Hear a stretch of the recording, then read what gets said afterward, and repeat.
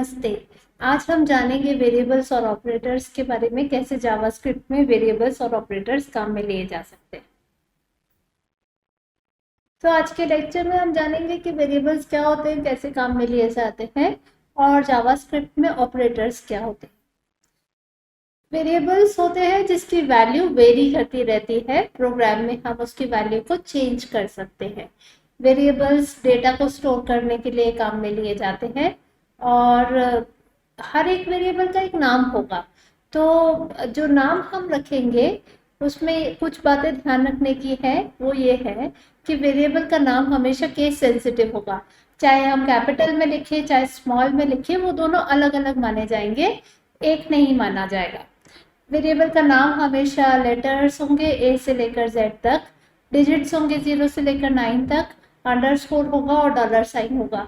इसके अलावा और कुछ हम वेरिएबल के नाम में नहीं दे सकते।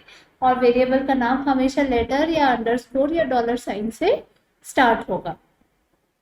रिजर्व वर्ड्स हैं, जैसे स्पेशल वर्ड्स हैं जो जावास्क्रिप्ट में पहले से डिफाइंड है, उनको वेरिएबल के नाम की तरह नहीं लिया जा सकता। जैसे इफ है, फॉर है, इनको हम वेरिएबल का नाम में नहीं ले सकते। तो वेरिएबल कैसे क्रिएट किए जाते हैं? हमारे पास दो तरीके हैं। एक तो लेट से लिख सकते हैं, लेट एक्स, एक वेरिएबल एक्स नाम का वेरिएबल क्रिएट करेगा, या फिर वैर से हम लिख सकते हैं वैर और वेरिएबल का नाम। जैसे हमने वैर वाई लिखा तो एक वेरिएबल वाई नाम का क्रिएट हो जाएगा।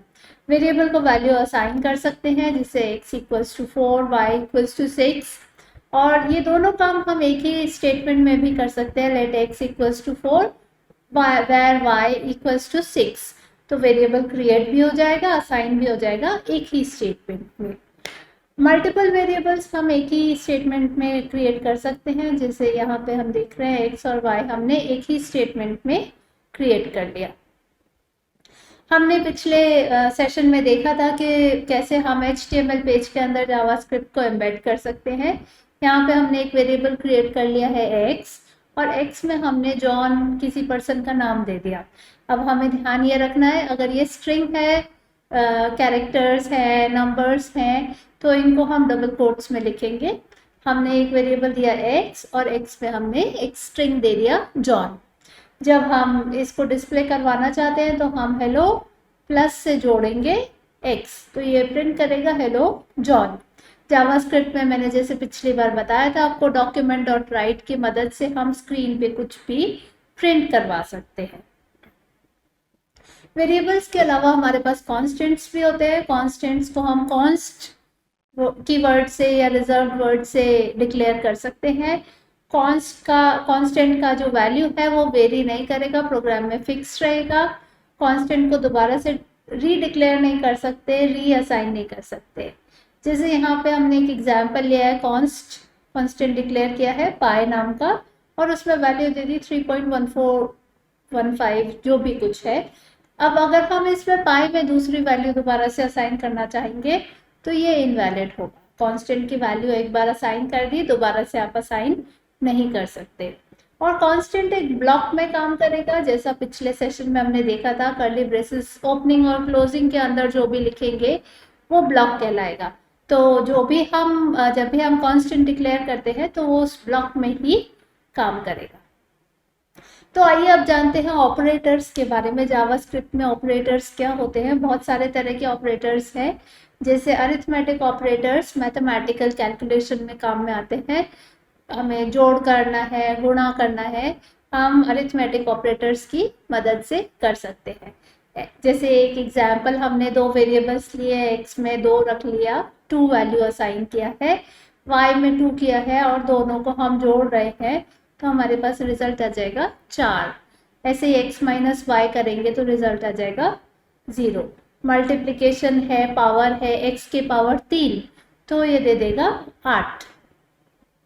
डिवीजन कर सकते हैं, मॉड्यूलस रिमाइंडर देता है, तो 2 डिवाइडेड बाय 2, उसका रिमाइंडर जो आएगा वो 0 प्रिंट कर देगा। इंक्रीमेंट होता है +1, तो हम जब लिखते हैं x प्लस प्लस, उसका मतलब है x प्लस 1।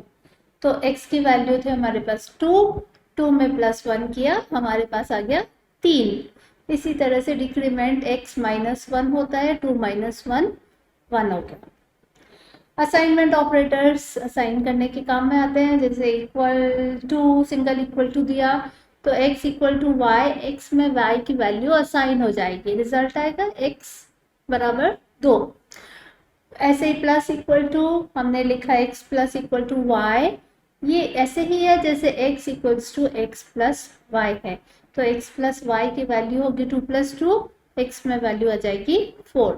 इसी तरह से हम बाकी सारे ऑपरेटर्स को भी काम में ले सकते हैं। कंपैरिजन ऑपरेटर्स कंपेयर करने में मदद करते हैं। Double equal to equality check करता है, जैसे x equal to Y, x में वैल्यू है 2, y में वैल्यू है 3, क्योंकि ये दोनों बराबर नहीं है हमारे पास रिजल्ट आएगा false. Triple equal to equality check करता है और दोनों का टाइप भी चेक करेगा। तो जैसे अगर हमारे पास x में नंबर 2 है, y में स्ट्रिंग 2 है, डबल कोट्स में जो भी लिखेंगे वो स्ट्रिंग है, तो नंबर और स्ट्रिंग अलग अलग टाइप है, तो ये रिटर्न कर देगा false. Not equal to check करेगा, x और y बराबर नहीं है तो ट्रू दे देगा। x बड़ा है y से greater than, x is greater then y, क्योंकि 2 3 से बड़ा नहीं है तो फॉल्स रिटर्न करेगा। ऐसे ही less than, greater than, equal to, less than equal to काम करते हैं। स्ट्रिंग ऑपरेटर्स होते हैं, स्ट्रिंग्स पे काम करते हैं। स्ट्रिंग्स जैसा कि हम जानते हैं कि हमारे पास जो भी लेटर्स है A to Z या नंबर्स है 0 to 9, ये सब मिलके स्ट्रिंग फॉर्म कर सकते हैं। और स्ट्रिंग की खास बात ये होती है डबल कोट्स के अंदर होता है। तो हमने यहाँ पे 2 वेरिएबल्स डिक्लेयर किए हैं, x और y। x पे a लेटर दे दिया और y में b दे दिया। सारे कंपैरिजन ऑपरेटर्स जो भी अभी हमने डिस्कस किए थे वो सब स्ट्रिंग्स पे भी काम में लिए जा सकते हैं। जैसे हमने x double equal to Y दिया तो ये चेक करेगा कि ये दोनों स्ट्रिंग बराबर है या नहीं है, नहीं है तो दे देगा फॉल्स, क्योंकि a और b दोनों अलग अलग स्ट्रिंग्स हैं। ऐसे ही हम स्ट्रिंग्स को जोड़ सकते हैं, प्लस की मदद से x प्लस वाई करेंगे तो हमारे पास रिजल्ट आ जाएगा AB। स्ट्रिंग को नंबर से भी जोड़ सकते हैं, x में हमने +5 किया तो A5 रिटर्न कर देगा। और प्लस इक्वल टू वैसे ही काम करेगा जैसा अभी हमने डिस्कस किया था, नंबर्स के साथ सेम काम स्ट्रिंग्स के साथ करेगा। लॉजिकल ऑपरेटर्स हैं एंड और नॉट। एंड होता है जब दोनों ट्रू हो। तो हमने क्या किया, हमने जैसे एक एग्जाम्पल लेते हैं, x is less than 1, 2 is less than 1 कि ट्रू नहीं है तो रिजल्ट आएगा फॉल्स। एंड दोनों कंडीशन ट्रू होनी चाहिए एंड के केस में। y इज ग्रेटर देन 1, 3 हालांकि 1 से बड़ा है लेकिन ये रिजल्ट देगा फॉल्स, क्योंकि दोनों कंडीशन ट्रू होनी चाहिए तभी रिजल्ट ट्रू आएगा।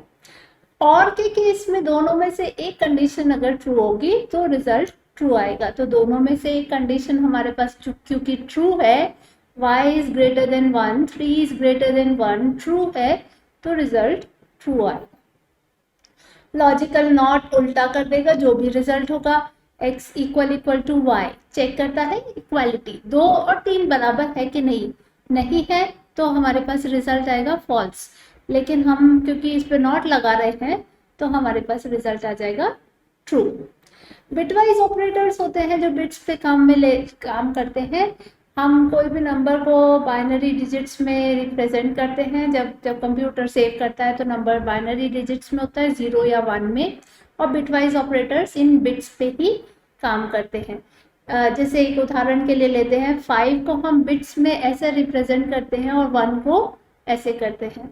तो हम अगर 5 एंड 1 दोनों को एंड करेंगे बिटवाइज एंड से, तो दोनों जब 1 होगा तब रिजल्ट 1 आएगा।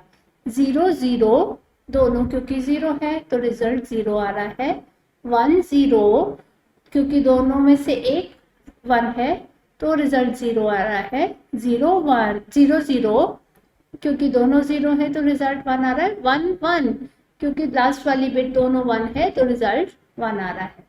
इसी तरह से और क्या करेगा, दोनों में से एक 1 होगा तो रिजल्ट 1 आएगा। नॉट क्या करेगा, उल्टा कर देगा, 1 है तो 0, 0 है तो 1। तो 5 में हम देखें 0 की जगह 1 आ गया, 1 की जगह 0 आ गया, 0 की जगह 1 आ गया, 1 की जगह 0 आ गया। एक्सॉर एक्सक्लूसिवली और होता है, दोनों को और करेगा और दोनों में से एक कोई भी अगर 1 होगा तब रिजल्ट 1 देगा। लेफ्ट शिफ्ट बिट्स को एक एक बिट लेफ्ट में शिफ्ट कर देगा, तो हमारे ये जो 1 0 1 है पीछे वाली बिट्स ये बचेंगी और ये लेफ्ट में शिफ्ट हो जाएंगी एक एक। और राइट शिफ्ट इसी तरह से राइट में शिफ्ट करेगा और हमारे जो बिट खाली होगी उसकी जगह 0 आ जाएगा। अनसाइन राइट शिफ्ट में राइट में शिफ्ट तो करेगा, लेकिन जो भी वैल्यू लेफ्ट में सबसे पहले होगी उसी वैल्यू से फिल कर देगा। अब जानते हैं जावास्क्रिप्ट पॉपअप बॉक्सेस के बारे में। पॉपअप बॉक्सेस होता है जो एकदम से पॉपअप हो जाता है हमारी स्क्रीन पे।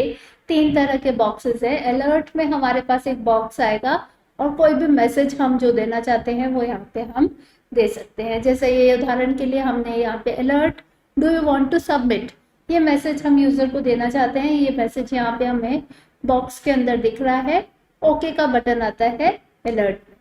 यूजर से कुछ कंफर्म करना हो तो हम कंफर्म बॉक्स दे सकते हैं। जैसे ये उदाहरण है, हमारे पास ये कंफर्म बॉक्स आ रहा है और कंफर्म बॉक्स में हम कोई भी मैसेज दे सकते हैं। जैसे प्रेस अ बटन, यहाँ पे हम देख रहे हैं थोड़ा सा डिफरेंस है। अलर्ट में ओके का बटन आता था, यहाँ पे ओके और कैंसिल दोनों आ रहे हैं। यूजर कंफर्म कर सकता है कुछ भी। और प्रॉम्प्ट में हम यूजर से कोई वैल्यू एंटर करवा सकते हैं। प्रॉम्प्ट जो भी मैसेज देना है और वैल्यू जिस वेरिएबल में स्टोर करनी है वो वेरिएबल हम यहाँ पे दे रहे हैं। जैसे उदाहरण के लिए हमने यूजर से उसका नाम एंटर करवाया और नाम को स्टोर कर दिया एक्स में और प्रिंट करवा लिया हेलो, जो भी नाम दिया यूजर ने उसको इसके साथ जोड़ के कॉन्कैटेनेट करके दे देगा हेलो, जो भी आपका नाम है। तो दोस्तों आज के सेशन में हमने देखा कि वेरिएबल्स कैसे हम डिक्लेयर कर सकते हैं, कॉन्स्टेंट्स कैसे डिक्लेयर कर सकते हैं, कैसे ऑपरेटर्स को यूज कर सकते हैं। आगे के सेशंस में बहुत कुछ सीखने को मिलेगा, जुड़े रहिए।